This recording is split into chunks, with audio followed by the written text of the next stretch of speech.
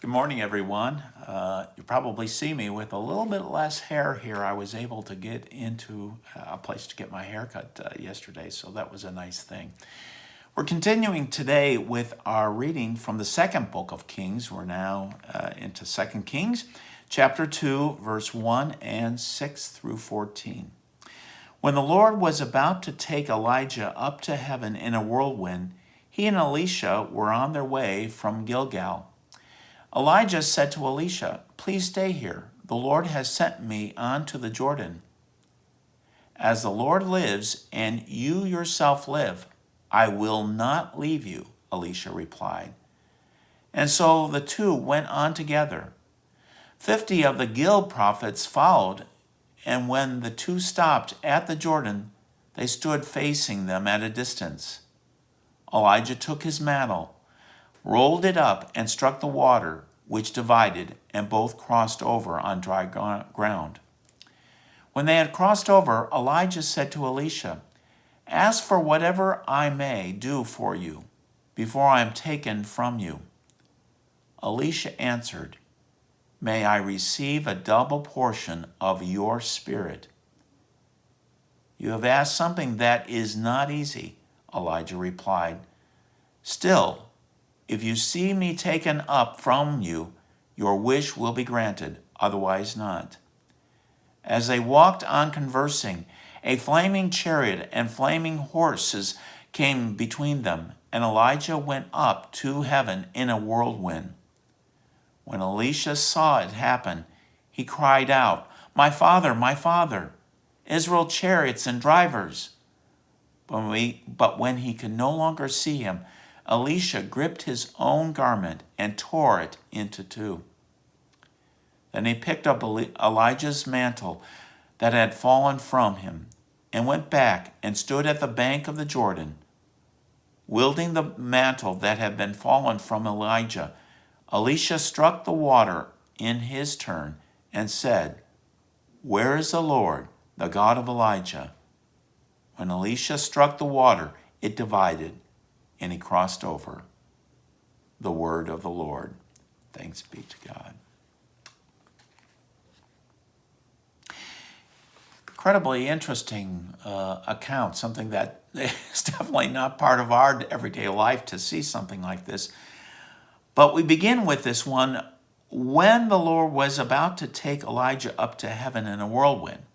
Apparently, this was something that may have been prophesied about Elijah, and it was known. So there were folks expecting something like this, and so Elisha is following him. He is part of his kind of group of junior prophets who are under his tutelage, and he follows Elijah along the way. And each way, we didn't read all the verses, but each way, Elijah is testing whether he's going to follow him all the way, and Elisha definitely wants to follow him all the way to the very end. But they get to a point to the Jordan River, and 50 of the junior prophets, as it's stated here, stay back. They fall back. But Elisha and Elijah cross over when Elijah strikes with his mantle the water, and they cross over. Now, there's a lot of parallels between Elijah and Moses. So many different parallels all through it. We could go over them all. But there is a parallel between these two great prophets. And then he crossed over, and Elijah and Elisha then are together, and Elijah asks him a very important question.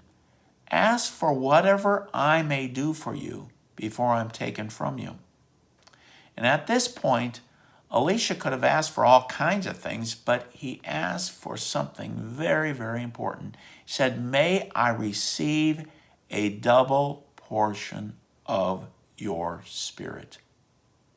May I receive a double portion of your spirit. In other words, he wanted to be so filled with God that he saw in Elijah, that he wanted that same in him. And it's probably more precious than anything this world could ever possibly grant. So Elijah says, "Just see me. Continue to see me as I am taken up. And that's exactly what Elisha sees. There are these flaming chariot and flaming horses, and Elijah is taken up in the whirlwind.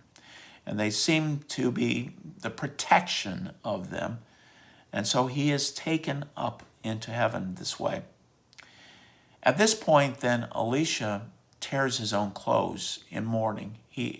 This is something that is quite profound. The relationship that he had formed with Elijah over the years, along with these other prophets, was quite strong. There's a bonding that was there, and seeing this gripped his heart. It's always hard to say goodbye to someone that you deeply love. But he doesn't stay there very long, and he picks up Elijah's mantle. That's kind of an interesting thing. He had to pick it up. It was now his task to do what was given them. It was granted him, so he now has to pick it up. In other words, he has to take the initiative to do this. And he picks it up, wielding the mantle that had fallen from Elijah. Elisha struck the water in his turn and said, "Where is the Lord, the God of Elijah?" Trusting again in the same God that Elijah had, now Elisha is doing the same thing. And when this happened, the water is divided, and he crossed over. Interesting account in the life of Elijah.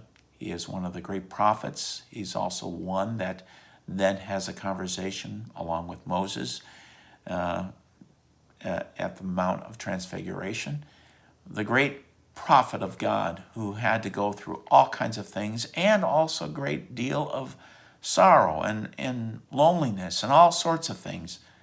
But as a man of God, he also had the great privilege of having a friend alongside him. And Elisha now has to pick up the mantle and can carry on the work. Sometimes that's the way it is in our life. We have been given the mantle. Perhaps it's a loved one that has died, or someone we dearly love and ministry, and we have to pick up the mantle and we carry on too. God is faithful for Elijah. God will be faithful for Elisha too, and it's true for us too. Let's continue to trust the Lord in these trying times and days, and allow the Lord to work his great work inside of us. Stay safe. Hopefully we'll get to see each other soon.